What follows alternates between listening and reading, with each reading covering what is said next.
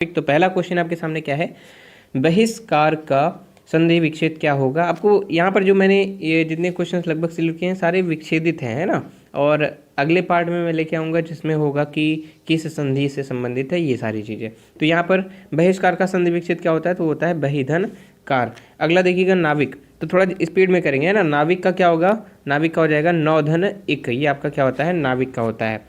दिगंबर का क्या होता है दोस्तों, जल्दी बताइएगा। दिगंबर में क्या बनेगा, तो दिगंबर बनेगा दिकधन अंबर, आपका ऑप्शन नंबर सी बनेगा। और संधि पे मैंने पूरा वीडियो बनाया हुआ था, किस तरीके से कौन सी संधि होती है, तीनों संधि पे मैंने वीडियो बनाई हुई है, ठीक है। स्वर संधि, व्यंजन संधि, विसर्ग संधि, उसकी ट्रिक के सहित मैंने पढ़ाया हुआ है, समझाया हुआ है।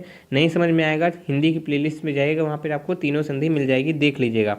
आगे देखिएगा निराशा, तो निराशा का संधि विच्छेद क्या होगा, तो यहाँ पर होगा निधन आशा, विसर्ग संधि का उदाहरण यहाँ पर, ठीक है। आगे देखिएगा मनोरथ, तो ये भी आपका विसर्ग संधि का ही है ना। तो मनोरथ का क्या हो जाएगा, मन धन रथ, आपका ऑप्शन नंबर बी। यद्यपि, तो यद्यपि का क्या होगा दोस्तों, जल्दी बताइएगा। तो यद्यपि, यदि अपि, ठीक है, ऐसे ध्यान से देखिए, यदि अपि तो यद्यपि हो जाता है, आपका ऑप्शन नंबर सी करेक्ट होगा। तिरस्कार, तिरस्कार देखिए 7वां नंबर, तिरह धन कार, तो क्या हो गया ये आपका तिरस्कार, विसर्ग संधि। आगे देखिएगा स्वार्थ, स्वार्थ में क्या होगा, स्वार्थ मतलब क्या होता है, स्व, ठीक है। तो स्व अर्थ, जहाँ पर खुद का अर्थ होता है उसको हम लोग कहते हैं विसर्ग संधि, सॉरी मतलब वहाँ पे स्वार्थ कहते हैं उसको हम लोग, ठीक है। स्व अर्थ, यहाँ पर कौन सी संधि है, दीर्घ संधि है।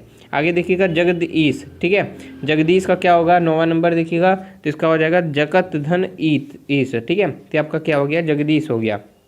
यहाँ पे आपका व्यंजन संधि है। सदानंद देखिएगा, सदानंद शब्द का संधि विच्छेद क्या होता है, 10वां नंबर सदानंद, ठीक है। तो सदा मतलब हमेशा, सत धन आनंद, हमेशा आनंद, सत आनंद, सच्चा आनंद, ठीक है। हाँ वो सदानंद वाला नहीं है, ठीक है, सत आनंद, अच्छा आनंद।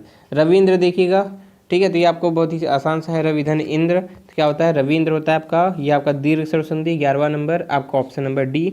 12वां नंबर देखिएगा मनोयोग, तो मनोयोग में कौन सी संधि ये आपको बताना है, तो मनोयोग में आपकी मनोधन योग आपकी विसर्ग संधि है। आगे देखिएगा विसर्ग संधि का इनमें से उदाहरण कौन सा है, ठीक है। हाँ तो यहाँ पर 13वें में आपको सीधे सीधे दिख गया होगा कौन सा, आपका ऑप्शन नंबर बी, निधन ठुर, निष्ठुर।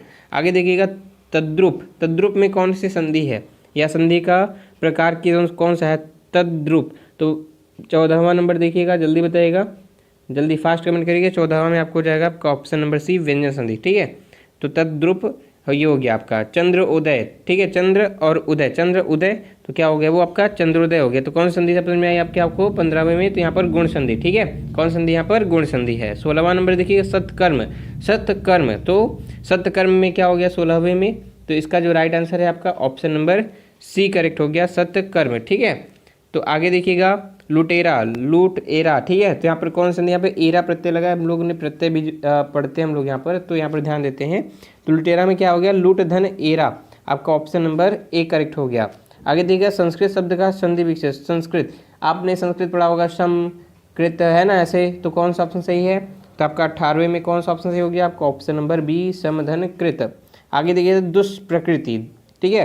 तो ये आपका देखिए यहाँ पर जिस तरीके से षटकोण वाला सा होता है, तो वहाँ पर याद रखना है कि जो बन जाता है इस तरीके से, तो वो हमारा मैक्सिमम क्या होता है, व्यंजन सॉरी विसर्ग संधि के अंतर्गत आता है, दो धन प्रकृति हो जाता है। मनोहर, तो मनोहर में क्या हो जाएगा, तो ये भी देखिए मनोहर, यहाँ पर भी मनः धन हर हो जाता है, तो ये क्या हो जाता है आपका विसर्ग संधि हो जाता है, आपका ऑप्शन